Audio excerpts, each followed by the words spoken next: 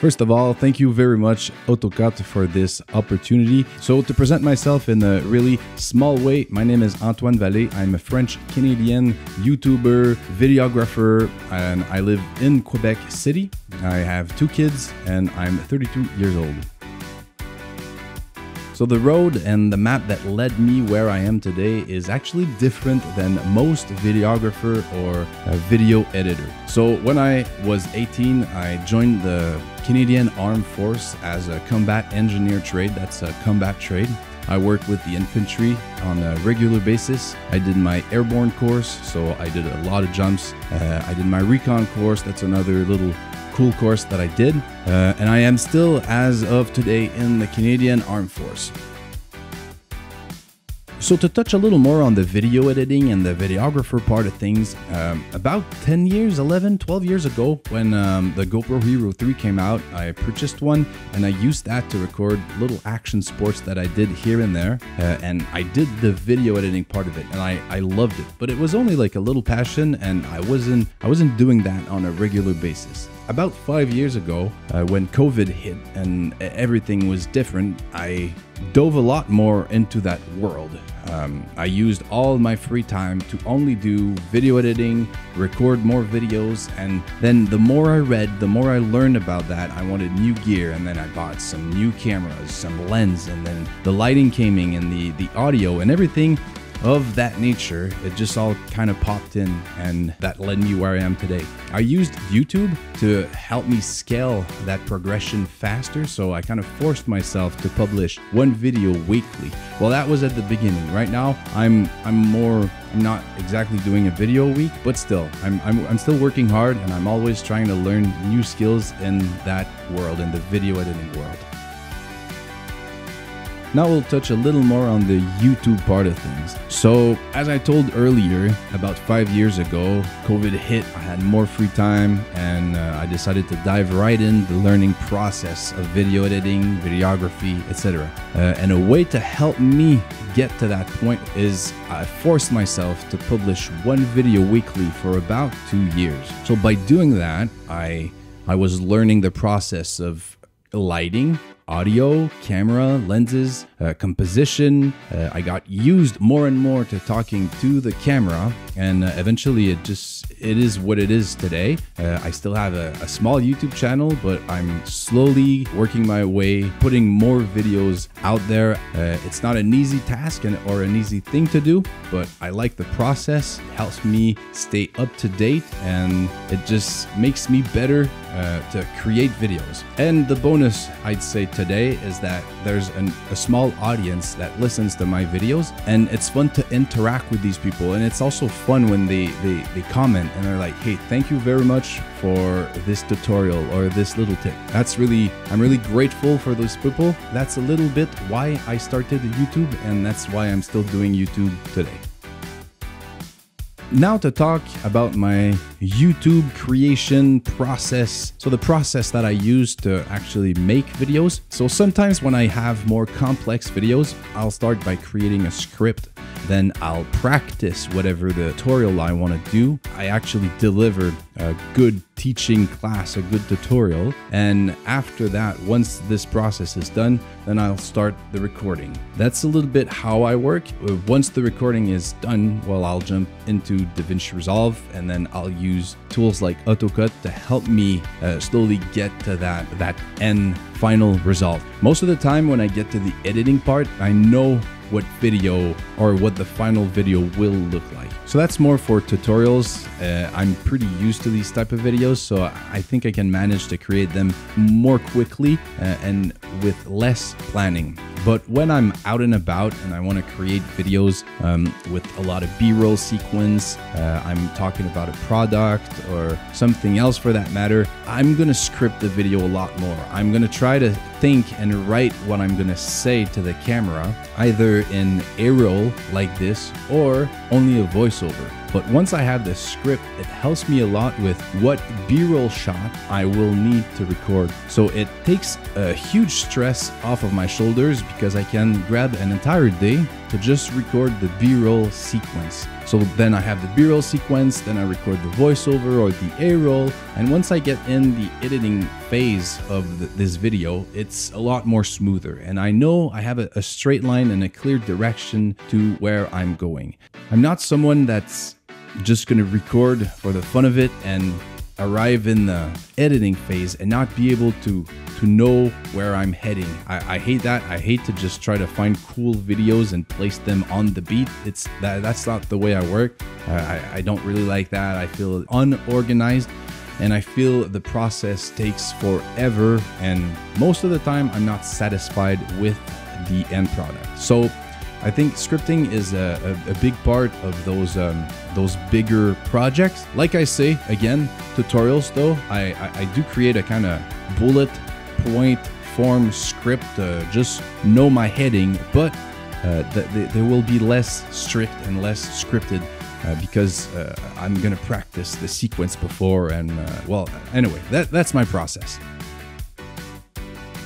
So as you know, as I told earlier, my main video editing software is DaVinci Resolve. And the only reason I chose DaVinci Resolve was about 5 or 6 years ago when I decided to dive right into video editing. I started with Premiere Pro, and I used Premiere Pro for, I can't remember, but at least 10 to 15 videos.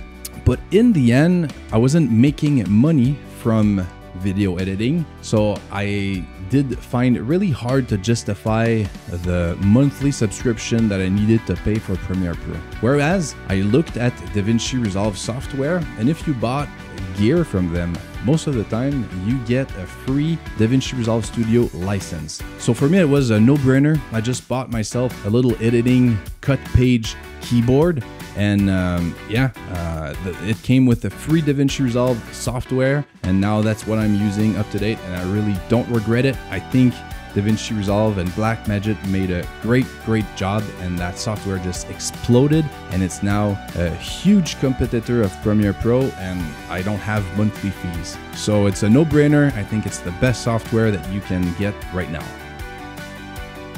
So now to talk a little more about AutoCut. So AutoCut, the way I use this tool, first of all, I don't use it on a regular basis because I work full-time in the Canadian Armed Force. But I'd say on a weekly basis, that's 100% for sure that I'm going to use this tool. First of all, for me, the ultimate feature that I'm going to use is AutoCut. Clearly, it just helps to smooth out and cut all the excess of your video, your timeline, your A-roll, and it just gets it's just a huge time saver, a huge reliever. And once that's done and I start building my video, the second huge feature that I'm going to use is auto caption. I think I'm nearing close to 100 videos with auto caption generated by AutoCut. This was a huge game changer for me, not having to export my videos to go inside other software to generate subtitles or captions. It's all in DaVinci Resolve. It's just a plugin. So for me, it was a huge time saver, a huge no-brainer. These are the two main tools that I'm using right now.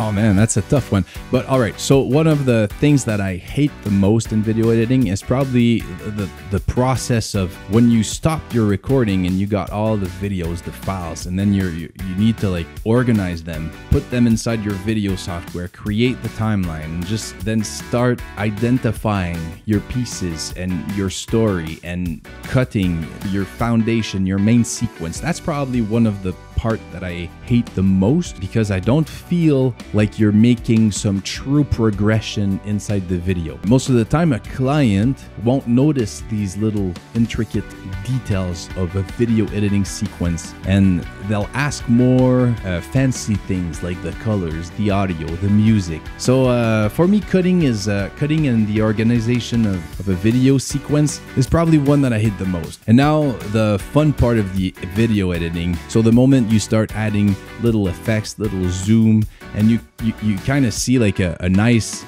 curve, a nice progress towards the final product. So that will probably implicate a lot of different things. There's the sound effects, then there's the little details like the zooms, the colors. But the colors, I must admit, I have a hard time trying to find my personal style. I'm always moving pieces around and trying to find a cool look for my videos, and sometimes I feel like my looks are too pushed. Sometimes I feel like they're just normal look, and like I really have a hard time with this, but it's still a process that I enjoy. I think that one's a no-brainer. Use shortcuts on your keyboard. That's just a must. You'll save so much time, and you can even like sometimes double actions with shortcuts. It's just a huge time saver. And then once your muscle memories are built within these shortcuts, you're just gonna edit faster. Everything will be more easier to do instead of going inside menus to open other menus to then use your mouse. Just use shortcuts. So another cool thing that I use to speed up my edit and my workflow, and that's pretty new to me, but I am quickly learning from it and building my muscle memory. But it's a Toolbox. It's an awesome little tool. It's a little bit like a video game controller that you just place beside your keyboard, and you can easily make all these keys do the actions that you want in whatever software you're using. And seriously, once you kind of get the hang of it, it really helps with the video editing part.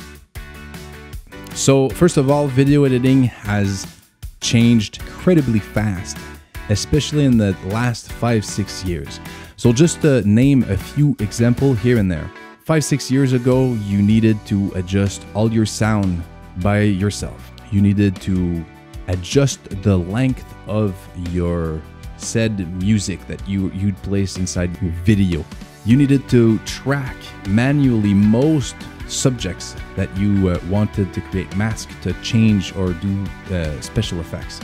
Nowadays, AI can do most of those heavy lifting for you. So for example, tracking in DaVinci Resolve, you got the Magic Mask, which is a huge time saver, and it's so good.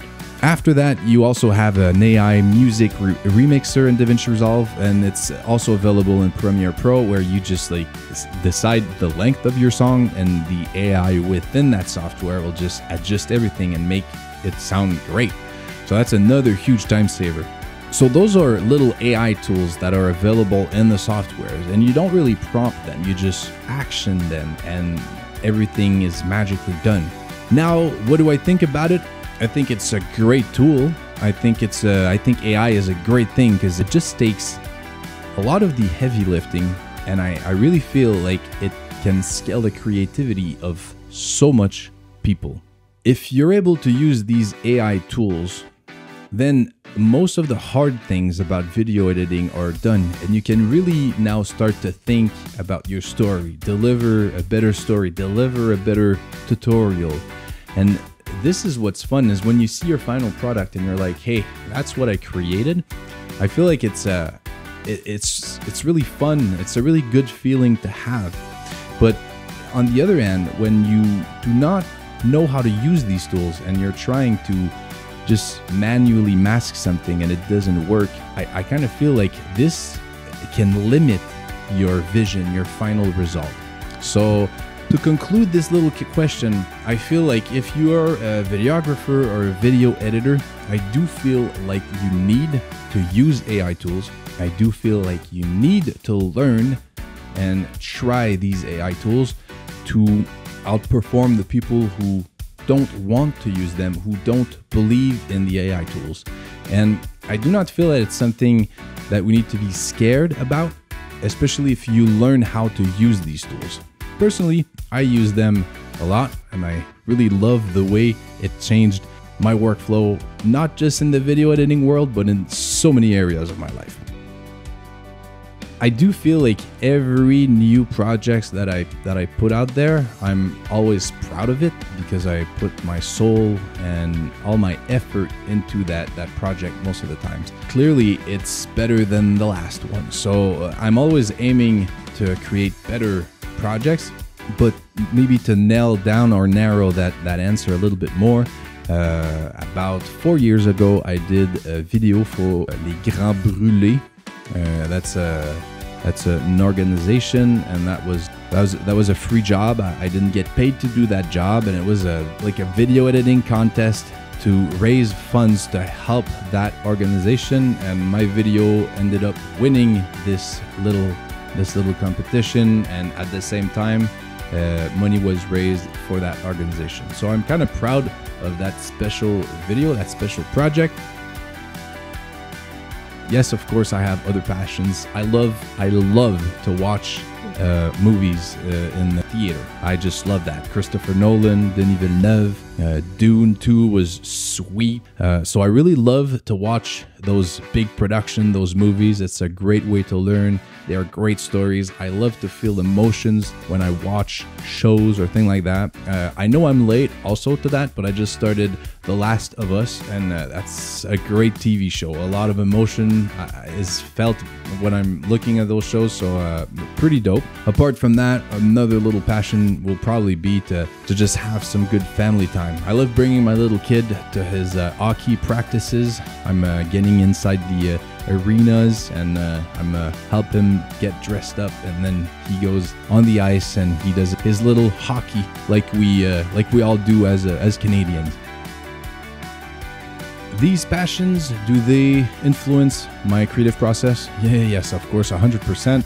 First of all, when I watch great movies, sometimes I can pull little intricate details and try to throw them inside my own little tiny production. So that's a great way for me to learn new things and to influence my own work. After that, of course, having a family is hard on time, takes a lot of time. So it does influence in another way, the way I create videos, but you just got to stay passionate about both things. Try to manage your time the best way possible, the best way you can, and just keep going little steps at a time to not take your family time away. Those special moments, they are worth everything, and to just keep pushing inside the video editing world.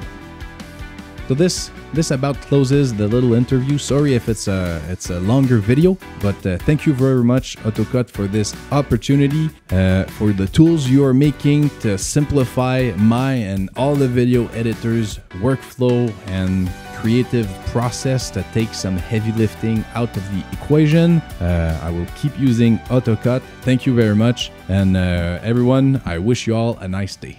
Yes, sir.